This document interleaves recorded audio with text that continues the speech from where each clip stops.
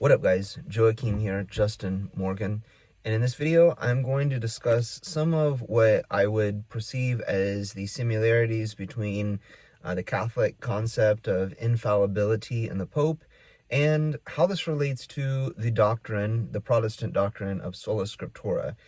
In my estimation, as an Orthodox Christian, I do not see these as particularly distinct from one another. I actually see them as quite similar. So I recently watched a video by a woman who had made a video on why she rejected the doctrine of Sola Scriptura. As Orthodox Christians, we also reject this as a heresy.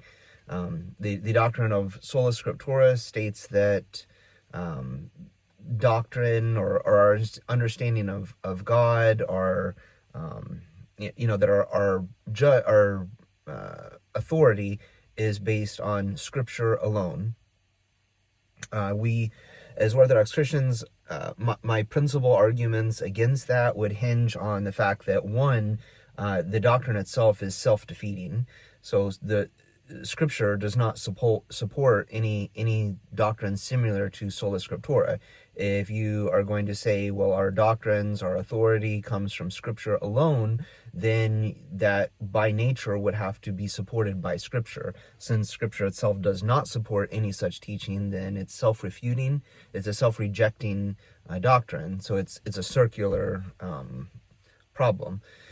And then my second area of distinction in this would be that Sola Scriptura is actually anti-biblical. So the doctrine itself is not supported by Scripture, and it also is rejected by Scripture. So Scripture supports that tradition is necessary. There's multiple passages throughout the New Testament and even more so in the Old Testament that discusses tradition and the necessity to follow tradition as a commandment. So those would be the areas that I would go to reject this. She actually reminded me of some of the doctrines of papal infallibility, because those are largely what she discussed in her introduction to the video, and I'll post a link to the description of the video. But this video is going to discuss some of the ideas on why I, as an Orthodox Christian, actually view papal supremacy and papal infallibility as very similar to the Catholic notions of the reasons that they would reject Sola Scriptura. So, number one, when we discuss the topic of papal supremacy or papal infallibility, then you kind of need to consider what this means. So for a Catholic person, when they discuss this, everything has to do with the authority structure of the church, and they will discuss in great detail Peter and the keys and the infallibility of the Pope and how he's this unifying figure. But then, and that's the crux of the argument. That's everything revolves around that. But that would really just be an initiation point. And as an Orthodox Christian, we would have many arguments on why we reject some of the finer points that go into supporting that. But beyond that, that would just be an initial point. Like the thing that you would look for to come out of that would be infallible statements, infallible guidelines on faith and practice and morals. But to date, the Vatican and the Catholic Church has never at any point produced a list of what those infallible beliefs, those infallible dogmas are. There is no such list. There is no such document that details what exactly those are. There are lots of differing documents and ones that assert that certain dogmas are infallible, but there is no comprehensive list promulgated by the Vatican or by any official person within the Catholic Church that says these are the list of infallible dogmas that you must believe, and if you don't believe these, then you are not in subjection to Rome. So I guess I would further criticize that a little bit, because Vatican I actually states that you must submit to the the Pope, to the Bishop of Rome, in matters of both in matters that are both ordinary and extraordinary. So, it's not really just like, a lot of people will discuss this in the context of the Roman pontiff and his extraordinary teaching, and a lot of times they'll use that vocabulary, they'll use that terminology, but it actually says both extraordinary and ordinary and extraordinary. So both of those are actually necessary, and both of those are stated in Vatican I.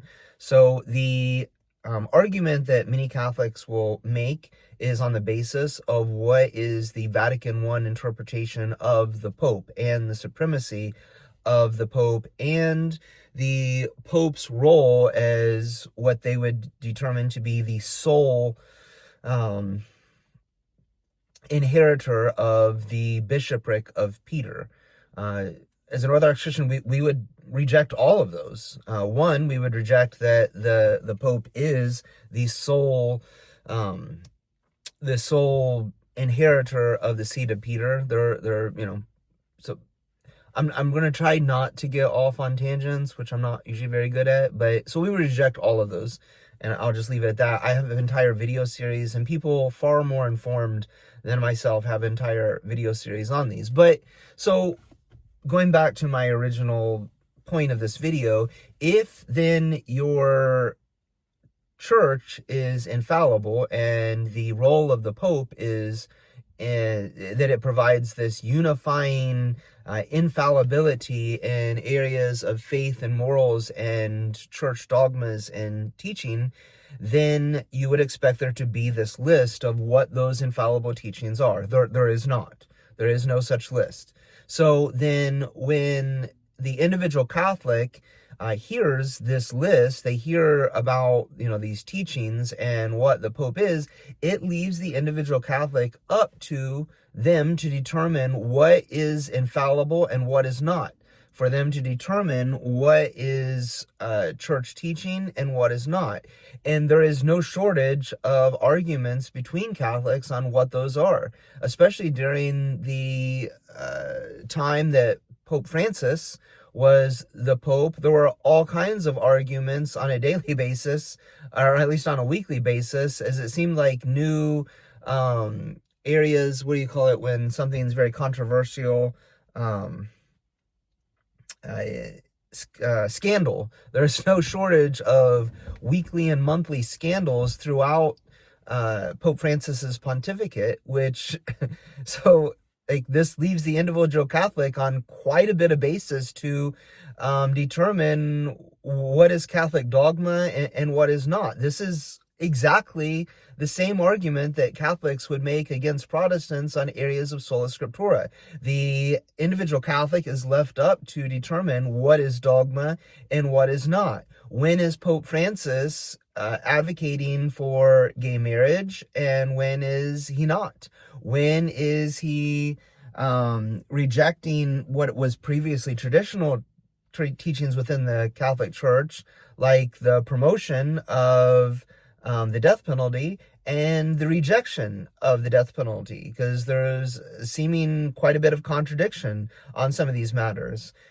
Before Vatican I, you had the Crusades, and you had the belief that anyone who worships anything other than the Holy Trinity was worshiping Satan. However, after Vatican II, at least, you have a strong, devout teaching that Muslims, Jews, and Hindus worship the same God as Christians do.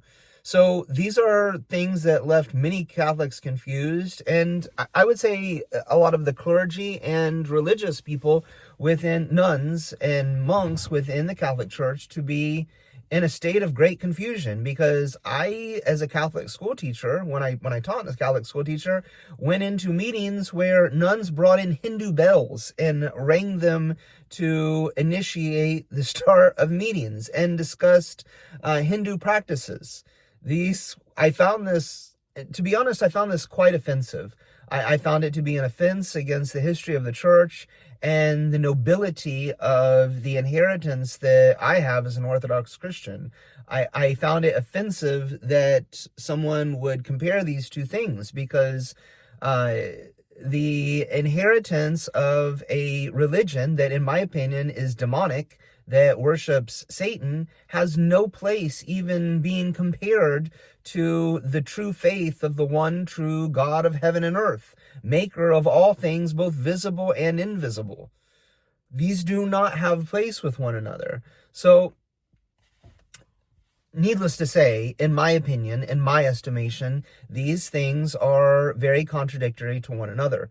If you are a Catholic person, you are left up to personal interpretation on how to determine when the Pope, when the Roman Pontiff is speaking ex cathedra and when he's not. You're left up to your own personal interpretation to determine what is dogma and what is not. So, how is this different than the Orthodox Church? So I would put the Catholic Church and the Protestant churches, the many, I would say thousands of Protestant churches, or at least hundreds of them, into very similar categories, because they're all left up to determine what is true teaching and what is not. What is the Catholic Church, or what is the Protestant churches? What is the true faith and what is not? In the Orthodox Church, you do have some responsibility. That is accurate. But the areas that we get our doctrines, our teachings from, include Holy Scripture. So, like Protestants and Catholics, actually, Holy Scripture itself is holy. It is perfect.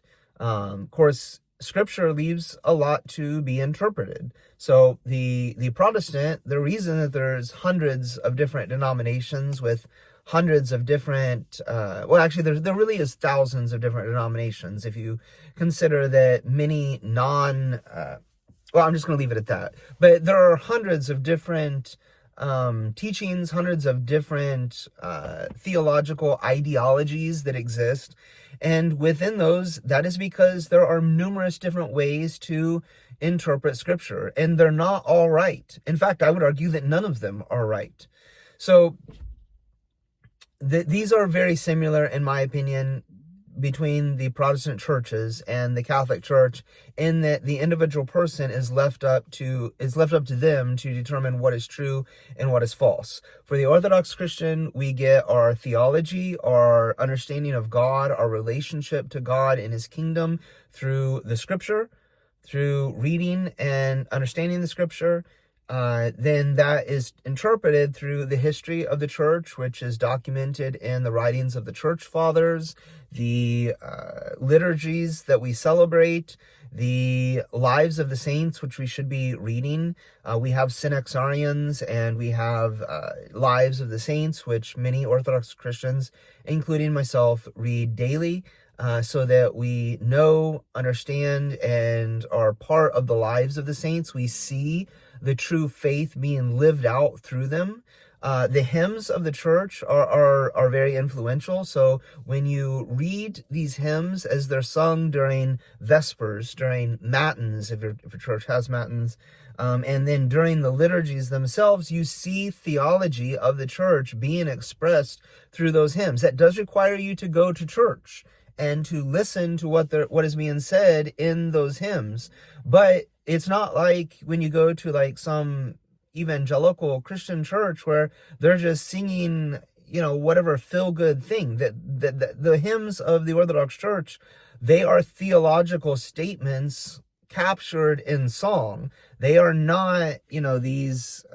I mean, that's not what in an evangelical Christian church, Pentecostal church, Baptist church, those, what they would call, they don't really call them hymns, they call them worship songs or praise songs, praise and worship bands. Those songs that they sing, they're not intended to be concrete theological statements. Of course, because of their beliefs about Scripture and Sola Scriptura, they don't really need those to be that. So, like, it doesn't really matter, but in the minds of many Christians, I think when they hear hymns in the Orthodox Church, they somehow develop the idea that they are equivalent to the concept of hearing praise and worship songs in a Protestant church or evangelical Baptist, whatever church. These are not equivalent to one another at all, because the hymns that are sang during the liturgy in an Orthodox church are theological statements that express the mystical and theological beliefs of the Orthodox Church. So they are catechetical. They are meant to teach you the teachings of the church. So you sing the teachings of the church when you sing those. So I want to drive home the fact that these are not equivalent to one another in any way.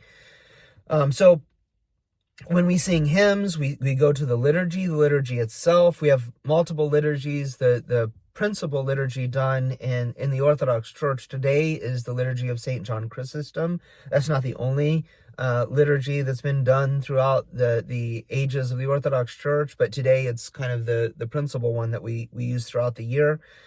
So for most Orthodox churches, well, it's either that one or the liturgy of St. Basil the Great. So that's another one that's done during the course of the year. Those are kind of the two principal ones. St. John Chrysostom's liturgy first, and then St. Basil the Great's. But after that, after the liturgy, the hymns, the scripture, the lives of the saints, yeah, and then just in general, the ecumenical councils and our church history. We have the theologies that many people, Protestants and Catholics included, get from the ecumenical councils would be the doctrine of the Holy Trinity, the doctrine that Christ is in two natures, the doctrine that Christ is God, he's divine. We rejected Arianism at the First Ecumenical Council. Arianism taught that Christ was somehow lesser than the Father, and that he was a created thing, that he was not Theotokos, that he was not that Mary was not the birth giver of God, but that she was just the birth giver of Christ and humanity only. We rejected that. We supported that Christ is divine, that he is God incarnate. So, from the ecumenical councils, many things that Protestants would say they believe in, they get from those ecumenical councils as well. They just don't always, I think, know where those things have come from. So anyways, I guess the ending, the last thing that I will leave you with in this is going back to what I said at the beginning, that I think there's a better way. There is a more true way. When Protestants are left to interpret all of these things on their own, it leaves a burden of determining what is true that is rejected by Scripture, since in the book of 2 Peter, at the end of the first chapter, he says that no prophecy is for private interpretation. This idea of private interpretation is rejected by the Scripture, and I would say that the papal belief in the Pope and the lack of papal dogmas to support what those things are is very similar. It's also private interpretation. So both of these are private interpretation. Both of them are rejected by Scripture. They're condemned by Scripture. And this is why I'm an Orthodox Christian, and that I believe that everyone who confesses Christ, the ultimate destination that they should be looking for is found in the Orthodox Church. So you guys take it easy, and I will talk to you in a video coming soon.